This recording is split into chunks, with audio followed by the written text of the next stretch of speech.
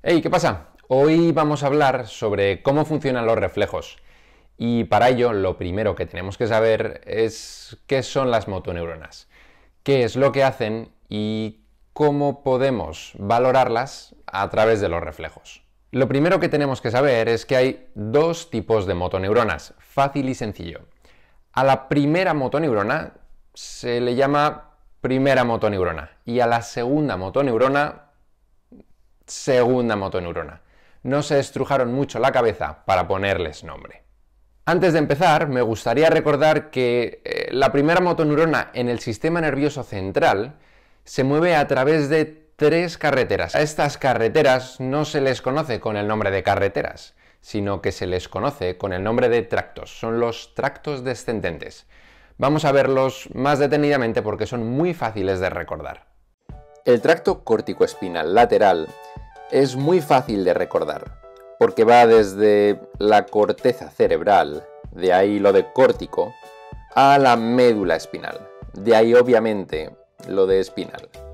Y como veis, va por el lateral, así que en un alarde de ingenio y sofisticación decidieron ponerle el apellido de lateral.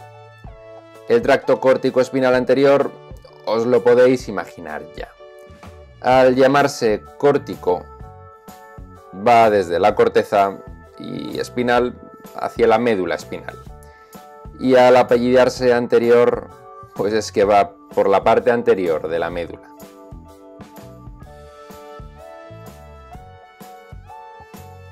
El tracto rubroespinal, este sí que no tiene confusión alguna, y es sin lugar a dudas el más claro de todos. Rubro de toda la vida quiere decir el núcleo rojo del mesencéfalo. Irá desde aquí, desde el núcleo rojo del mesencéfalo, a la médula espinal.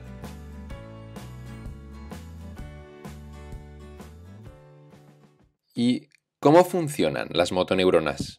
La primera motoneurona transmite la información dentro del sistema nervioso central.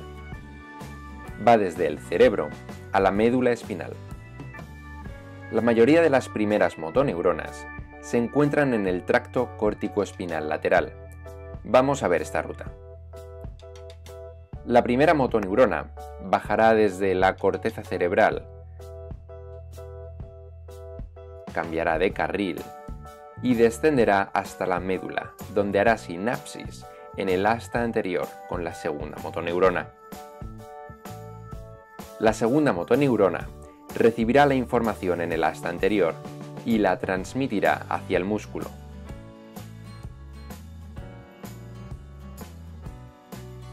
En el tracto córtico-espinal anterior, la primera motoneurona bajará desde la corteza hasta el mismo segmento medular.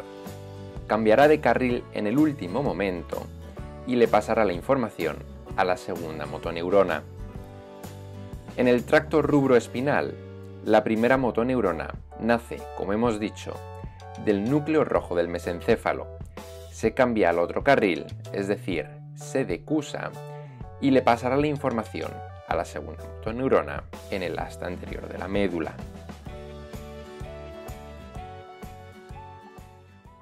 Bien, ya conocemos qué son las motoneuronas, qué es lo que hacen y cómo funcionan. Ahora lo más importante es conocer cómo podemos valorarlas, y esto lo podemos hacer mediante los reflejos y mediante el signo o reflejo de Babinski. Vamos a entender qué información nos da cada uno, cómo debemos valorarlo y cómo debemos de interpretarlos.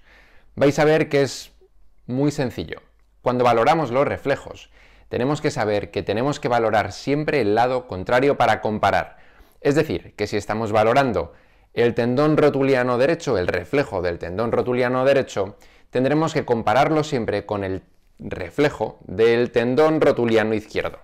Si obtenemos una respuesta exagerada, esto nos indicará que el problema está en la primera motoneurona, en el sistema nervioso central, y esto no es muy bueno, así que si esto ocurre, lo mejor que podéis hacer es derivar al paciente al especialista. Si obtenemos una respuesta débil comparada con el otro lado, nos estará indicando que hay un problema en la segunda motoneurona.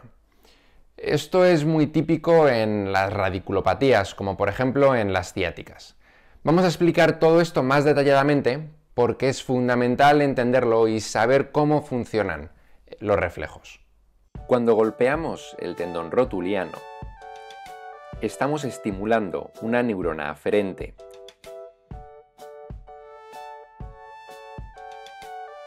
que va a la médula espinal y hace sinapsis con una neurona eferente que irá al músculo y provocará la respuesta motora.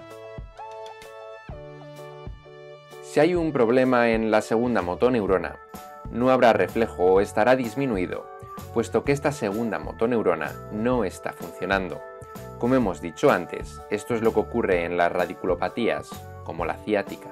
¿Por qué cuando hay un problema en la primera motoneurona hay un reflejo aumentado? Es algo más complejo de explicar, pero básicamente lo que ocurre en los reflejos es que no hay una única sinapsis, sino que en condiciones normales hay unas interneuronas y primeras motoneuronas que inhiben ciertas respuestas. Es decir, que la primera motoneurona regula de alguna manera a la segunda motoneurona. Y si no tenemos esta regulación porque hay una lesión en esta primera motoneurona, no hay inhibición y la respuesta de la segunda motoneurona será mayor.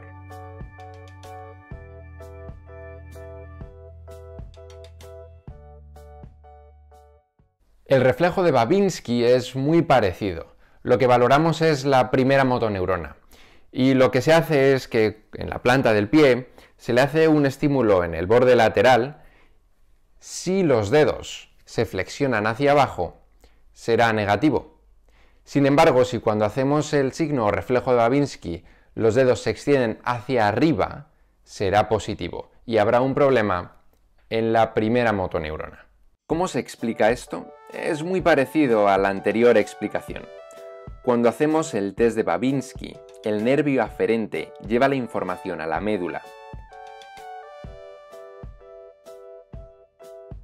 Hace sinapsis con el nervio eferente que activa los músculos flexores. Cuando la respuesta es normal, hay primeras motoneuronas que están constantemente inhibiendo a neuronas eferentes responsables de la musculatura extensora. Por lo tanto, están inhibiendo la extensión de los dedos. Pero si hay un daño a este nivel, no hay esta inhibición y por lo tanto habrá una extensión de los dedos. Esto ocurre cuando hay una lesión o cuando el sistema no está completamente desarrollado. Por eso en los bebés el signo de Babinski es positivo. Bueno chicos, pues esto ha sido todo. Muchas gracias por ver el vídeo, espero que os haya gustado y nos vemos en el siguiente.